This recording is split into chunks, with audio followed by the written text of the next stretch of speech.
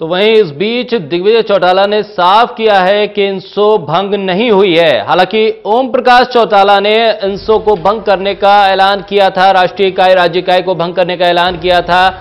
उन्होंने कहा कि इंसो को सिर्फ अजय चौटाला ही भंग कर सकते हैं। इंसो भंग नहीं हुई है, बड़ा बयान माना जाएगा दिग्विजय चौटाला का और सीधे तौर पर चुनौती ओम प्रकाश चौटाला के लिए। इंसो को सिर्फ अजय चौटाला ही भंग कर सकते हैं।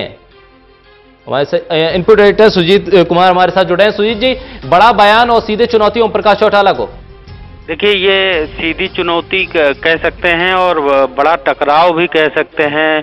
दादा और पोता आमने सामने हैं और जिस तरीके की बात कल देखी होगी कि आपने ओम प्रकाश चौटाला जो इनेलो के राष्ट्रीय अध्यक्ष हैं उनके हवाले से बयान जारी किया गया था और जिसमें साफ तौर पर कहा गया था कि जो गोहाना में रैली हुई थी चौधरी देवीलाल की जयंती के उपलक्ष्य में, उस रैली में साफ तौर पर जो नारेबाजी हुई, हूटिंग हुई, उसको लेकर ये कार्रवाई की गई थी कि इंसो को और युवा इनेलो को दोनों इकाइयों को उन्होंने भंग कर दिया था। लेकिन जिस तरीके से दिग्विजय सिंह चौटाला जो इंसो के राष्ट्रीय अध्यक्ष हैं, उनका जो बयान आया है कि ये इंसो की जो स्थापना है उसको अजय सिंह चौटाला ने किया है, तो इस इकाई को सिर्फ वही भंग कर सकते हैं या फिर इंसो के जो सदस्य हैं वो इस मामले में कोई कार्रवाई कर सकते हैं। लेकिन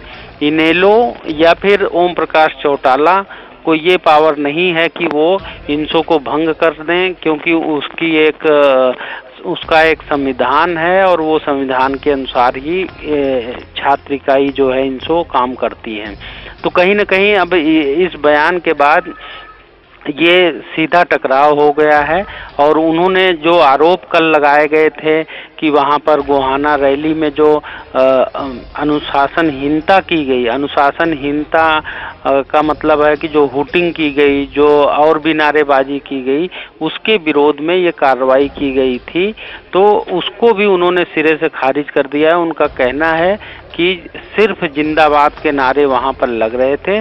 अगर जिंदाबाद के नारे लगाना कोई गलत था या कुछ था तो इस मामले में उनसे बातचीत की जानी चाहिए थी। लेकिन ये जो भी बयान है दिग्विजय चौटाला का, इसको आप सीधे टकराव के तौर पर देख सकते हैं कि पार्टी के अंदर किस तरह से टकराव पैदा हो गया है और इसकी वजह से अब आगे भी ये मामला और बढ़ सकता है। जैसा कि साफ तौर पर दिख रहा था कि जो खबरें आ रही हैं कि सूत्रों के हवाले से कि दुष्यंत चौटाला और दिग्विजय चौटाला को कारण बताओ नोटिस जारी किया गया है और उनसे 1 हफ्ते में जवाब भी मांगा गया है और आने वाले समय में जो है उनको हो सकता है कि उनके खिलाफ और बड़ी भी कार्रवाई हो सकती है। लेकिन जो इनेलो सूत्रों का है कि इनको निलंबित भी किया गया है, इस बात पर भी दिग्विजय चौटाला से जब सवाल किया गया